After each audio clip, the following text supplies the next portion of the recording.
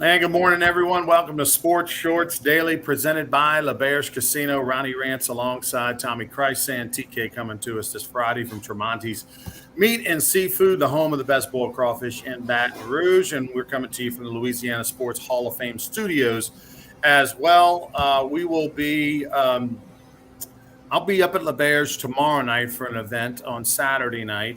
Tomorrow, Sports Shorts will be on the road at Bruley Walk-Ons, but we want to thank LaBear's Casino and Barstool Sportsbook, where, again, you can go in there, place your bets on college baseball. This is where actually the college baseball action at the sports books really start to pick up in May and June. So stop by there, and you can watch a lot of great college baseball and bet on the games and the NBA playoffs as well. Last night, LSU wins in a thriller. If you watched all the game as an LSU fan, you probably had 3 or 4 heart attacks. But the Tigers did win over at Georgia. They picked up their 18th victory of the year. In my mind, secured for sure a top 8 national seed with that win. And it had to have broke the spirits of Georgia, who, showed a lot of moxie. They came from behind a couple of times. They have a lot of woulda, coulda, shoulda chances as well. But LSU, when you thought that the bullpen might just absolutely, completely implode, didn't. They righted themselves, mostly that due to Thatcher Hurd. And LSU was able to hang on and win in extra innings, and now just has to win one of their next 2. They play at 5 o'clock today. Ty Floyd will go on the mound, and then they play a to-be-determined pitcher tomorrow at noon. These are all central times that we're telling you about. We bring in Tommy Krysan right now. Good morning, Rachel. Everyone, please like and share this video. Jay Johnson, after the game, Tommy, was had a lot of praise for guys that we haven't heard him praise a lot this year. Yeah, he did. I mean, like you said, it was a stressful game to watch. When you got the lead, you give up the 2 home runs in the ninth, and Riley Cooper comes in, walks one guy. When are they going to stop bringing him in? But I guess they don't have anybody else, is what it tells me. But anyway, a roller coaster of emotions, and to having the lead on the road, and then getting it tied, and going to extra innings, leaving some guys on base. It was just a long list of things. But you got to tip your hat to Pearson with the big fly. Thompson makes up for dropping the pop up, with a big fly. And they just found a way to get it done against a scrappy Georgia team who's going to be scrappy again today at 5 o'clock. And, Ty Floyd's going to have to step up. But last night, as you said, Jay Johnson, he was proud of those guys for the way they competed and battled. Now, this could be one of them games we look at a few weeks down the road as saying, hey, this pushed them back into the correct direction after, struggling with some SEC contests, etc. LSU batting .313 on the year. Dylan Cruz's average is down to .438. Tommy White's is up to .390. After that, the next closest Tiger is Joe Bear, believe it or not, at .312. Remember, this is the guy who hit for .249 last year. And his batting average is up to, like I said, it's hitting .312 right now. So that's a big time improvement. He's homered in, 3 or 4 games, 3 of the last 5 games in the SEC. But let me go back to last night. Paul Skeens was Paul Skeens. He was phenomenal. His line last night, Tommy, he went 7 innings. 4 hits. 4 hits, 2 earned runs, 1 walk, 12 punch-outs. He's now the second highest total in single season strikeouts. Ben McDonald at 202. Now it's Paul Skeens. The thing about Skeens has got 164 Ks and 86 2/3 innings. I mean, that's like not fair. I mean, that's ridiculous. When I was there last week for the Friday night Mississippi State game, my 13-year-old grandson sitting next to me, and he's locking people up with that. As my grandson said, that's a nasty breaking ball. He's learning all the terms now, and I'm like thinking it's just not fair to the 6, 7, 8, 9 guy from Mississippi State's got a bat against Skeens. I mean, and Georgia too. So, but he won't throw again until next week. Ben McDonald in the 202 strikeout year averaged like 1.33, 1.34 strikeouts per inning pitched that year. Paul Skeens is a tick under 2. I mean, we're talking about more than a half a batter greater. to give it to you exactly, 164 strikeouts, 86.2. He's at 1.88 strikeouts per inning pitched this year, whereas Ben in his record year was like 1.33, 1.34. I mean, that is just absolutely ridiculous. Especially in a 1 year window, he's the most dominant pitcher at LSU ever. Yeah, because he's only going to be here 1 year. Absolutely. Okay. And let's not forget how good he hit in the fall. And Right. then, not hitting him in the spring, but so far okay. But I mean, quite the athlete that he is. But the pitching is just unbelievable. And he's going to throw in the SEC tournament. He's going to throw in a regional. Going to throw in a super regional, and hopefully he's throwing in Omaha. He'll pass Ben McDonald's numbers if he gets all those starts. Well, if he gets 5 more starts and he averages, say, 6 innings a start, that's 30 innings. And if he averages, if he gets 50 more strikeouts, then he passes Ben McDonald. So, it's realistic to think that he can get there. Well, but here's the thing, Craig. He doesn't qualify yet with the limited at bats. I hear you. He's hitting 426, and I get you. But remember all those years where Buzzy Heidel was below the black line because you don't qualify?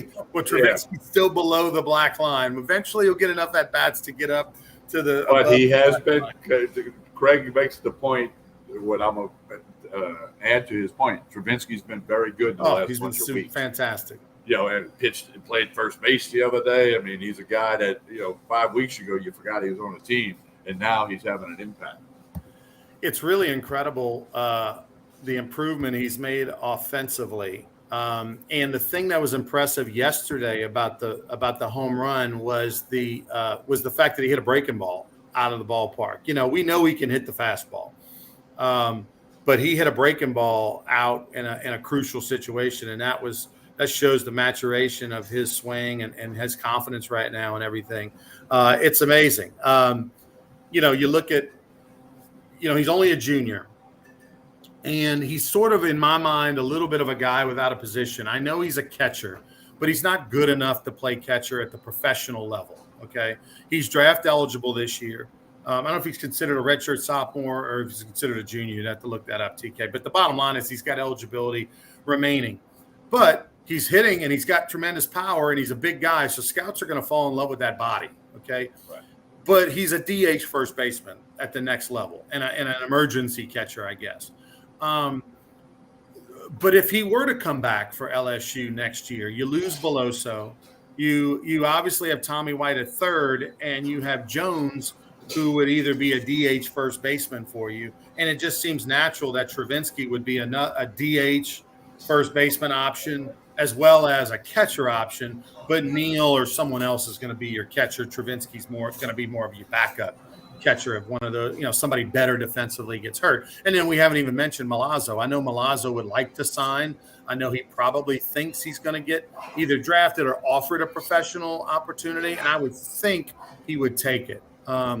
Because if he comes back and Neal is healthy, then does Neal start? I think Neal's a better offensive option long-term. So probably Milazzo sees the writing on the wall, and if he gets a chance to go pro, will go pro after this year. But in Travinsky's case, it's an interesting decision because if he comes back next year, you can see him fighting, being a DH guy or being a first base guy. And, oh, by the way, we haven't mentioned Joe Bear, who has eligibility remaining, although I believe that Joe Bear wants to sign, and if he gets a chance, no matter if he gets drafted or not, he gets offered, he'll go. And again, I think that'd be a mistake because I think, signing free agent and taking $20,000 or $10,000, $20,000 versus coming back to LSU for a year as a guy from Louisiana who will be a star if he comes back, I think that's a mistake. But everybody has their own goals and expectations and wants and desires in life. Well, and maybe he can make 10 or 20 grand through NIL, so that would be a reason to stay. Now, here's a good question from Rachel. Does Morgan stay? So let me say this quickly about NIL. If you're not drafted in the first 10 rounds and you're a stud player at LSU, you're going to make more money staying at LSU than you will going pro. It's just the clock doesn't start yet. You don't get into that pro system and start working your way to the major leagues, because if you're not drafted in the first 5 rounds, your route to the major leagues is going to be a long, slow one. So most likely. So it's more about that I want to play pro baseball. I don't want to go to class, which is a big one, believe it or not, for a lot of these guys we're talking about. And so that's why, it's not about the money. It's about I don't want to go to class and I want to start playing professional baseball and do that every day and all that. Does Morgan stay? I have no idea. They think Morgan's not going to be back next year. They think that Morgan's going to sign professional baseball, and I do too. I think he will as well. Inside info, his father quit his job because they think he's going to be, pro, and then they can follow that and all that good stuff. But I don't know that he's got. He quit his job because he's going to be Morgan's going to get drafted. Agent. He's going to be his agent and his manager and all that stuff. Interesting. I just don't know that he can. Number one, I don't know what his swing it'll work with a wooden bat. Number one. Number two, where does he play? I know he flashed the leather against Mississippi State, made some outstanding plays. So that's why they're putting him out there, because he can't play first base in the bigs. They need a guy that can hit the ball out in the park on a consistent basis, not just every now and then. It's going to be interesting. And then that, like you said, Ryan, what if he doesn't get drafted until the 12th round? Then can he make more NIL with, he's already got some NIL deals in place, several of them. Can he make more and then try to, refine his skills as a corner outfielder? He doesn't have the arm to play right or center. He'd have to be a left fielder. I mean, it's a tough situation with a guy that maybe doesn't have all the skills you need to be a successful pro. All the tools. That's the word. I'm one that thinks that with the lack of the shift now in Major League Baseball, that the Keith Hernandez type, the Mark Grace type, which is what he is back in play, unless you happen to have a guy on your roster that's a big bopper. But he's he can play both. He can play first. He can play left field. It's just a matter of whether he hits enough. And then also I think he needs to get healthy and a little bit leaner, because he was a base stealer when he first came to college, and now he's bulked up. I know he had the knee thing last year, and he doesn't run like he used to. Yeah, he got doubled up the other night on a slow hit ball. Right. Where he just didn't. He was trying to get down the line. He just doesn't have blazing speed. So, he's a good kid, and hopefully he makes a good decision and it works out for him. But as Rachel pointed out, it's a very fair question right now. I hope the rumor you heard was not true that Dad quit his job, because it's fact. It's not a rumor. Because we're not talking about he's going to get that much. He's not a first-round pick. He's not even a top 3-round pick. Anyway.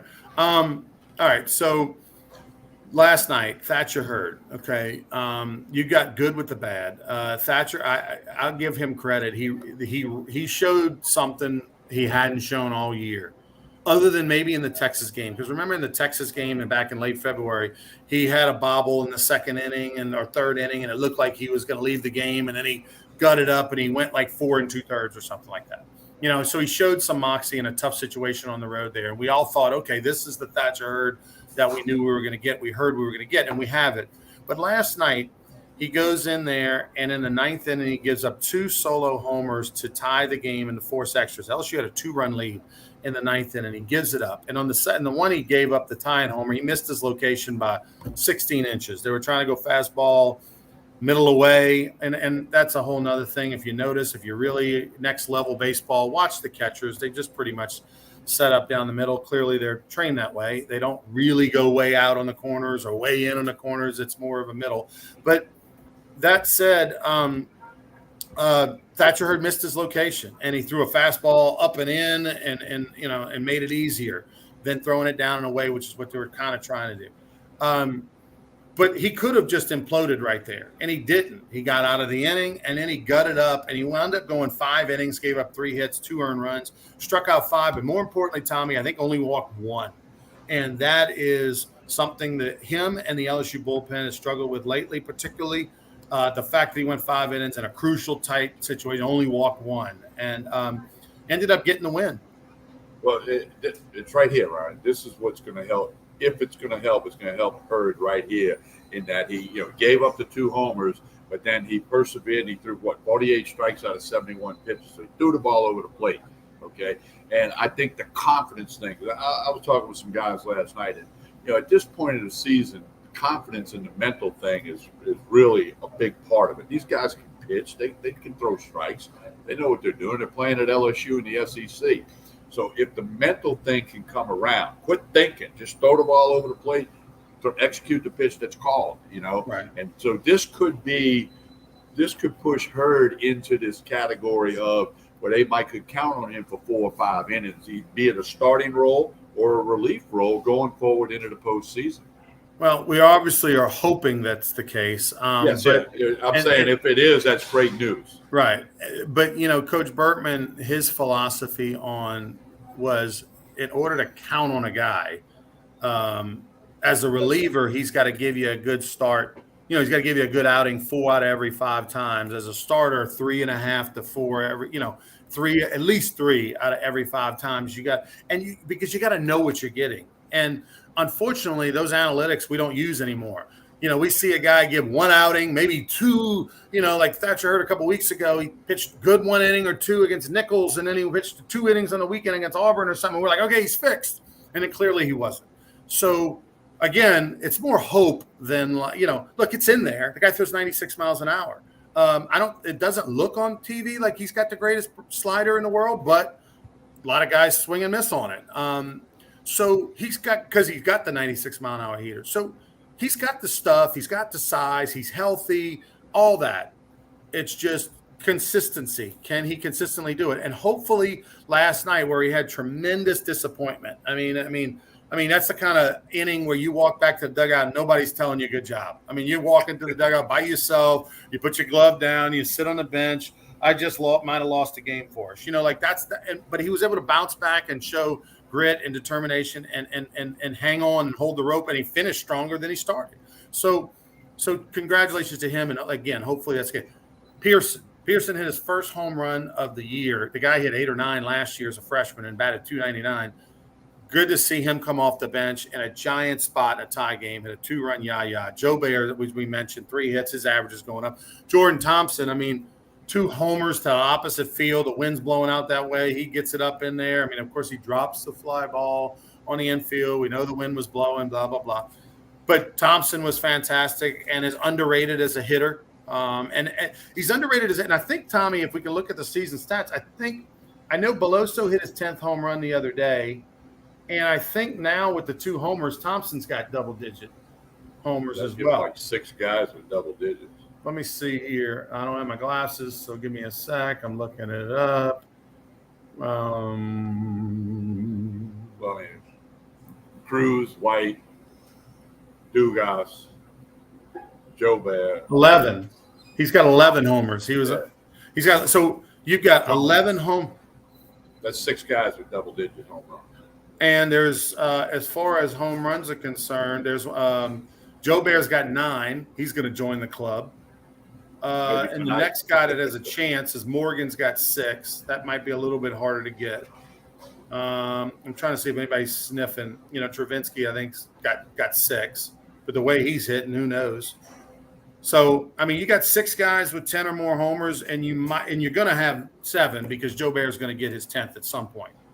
That's like late 90s kind of stuff. You know what I mean? That's gorilla ball kind of stuff. To have 7 guys with double-digit homers. That's super impressive. And, Jordan Thompson, we kind of sleep on him. The batting average is .270, but he's got the 11 homers. And in addition to the 11 homers, Tommy, I want to see what his slugging percentage is because he's got 12 doubles, which is like top 5 on the team. His slugging percentage is over 500 as a .270 hitting shortstop. That's pretty impressive. Yeah, it really is. He cleans up that glove a little bit. He'll play pro ball. All right. We'll go back at it tonight. Ty Floyd, 5 o'clock on the mound. The interesting stat in the game that they showed yesterday, which I love that they did the research on it, was when in SEC play, Paul Skeens' ERA was like 2.2 or something like that, right? A little over 2. When anybody else starts in the SEC that's not Paul Skeens on the LSU team, their ERA is 7.5. And the bullpen in SEC play is 7.7. This was going into the game yesterday. That's all you got to know about why LSU fans are nervous. So I understand from the coaching staff standpoint, the player standpoint, you got to be ultimately positive and put the spin on and be like, hey, why are you guys being so negative? But that's it. That's why. Because Skeens can't pitch every game, and when he's not in the game, the LSU's ERA is 7.5 as a staff. And so that makes, I mean, I don't care who you got to play on unless you're on the 27 Yankees, which they practically are. It makes it interesting, and it will be interesting the rest of the year. I like the word you used, nervous. That's what fans are when they signal down on the bullpen. The nerves they go up a couple notches. But I give Skeens credit because look, they had LSU had a 2-0 lead going into the 5th yesterday. He gives up 2 runs, a homer, and then ends up a couple more hits, and he hadn't been in many of those tight situations this year, and it's 2-2, and then he regrouped, and he was able to give him 2 more innings, which were huge, which allowed the offense to, when he left the game, they had a 2-run lead, and then they ended up hanging on and winning extra innings, but they blew his 2-run lead in regulation. All right, Tommy, what else we got? What's going on? Well, NBA Nuggets beat the Lakers last night, 108-103. Bad night for LeBron and Anthony Davis. They're now down 2 games to 1, but they'll go back home. Celtics -9 tonight, playing host to the Heat. Celtics won game 1. This is game 2. PGA Championship. Brandon DeChambeau, the live golfer. Bryson DeChambeau, live golfer. Brandon's his brother.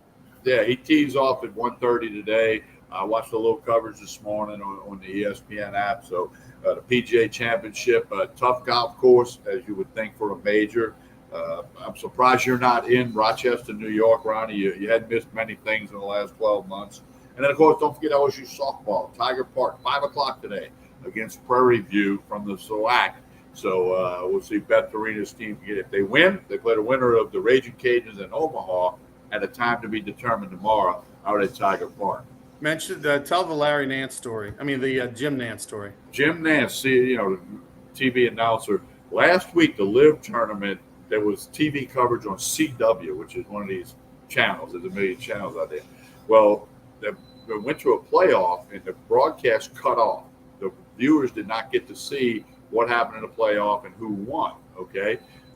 So, therefore, yesterday, when either DeChambeau or Dustin Johnson, whoever won last week, might have been Johnson, when they won, when they were showing them on the broadcast yesterday, Jim Nance says, hey, some of you don't know this because you didn't get to see it, but he won a LIV tournament the other day. He was taking a shot at the fact that their TV coverage didn't extend into the playoff. Like you said, it might have been an automatic program thing, or there was nobody at master control like you do in other golf tournaments when they're not going to cut it off at the end, or football's not going to cut off overtime, baseball's not going to cut off extra innings. So Jim Nance, who rarely pushes that envelope with a huge shot. There's a big article about it on the USA Today sports page.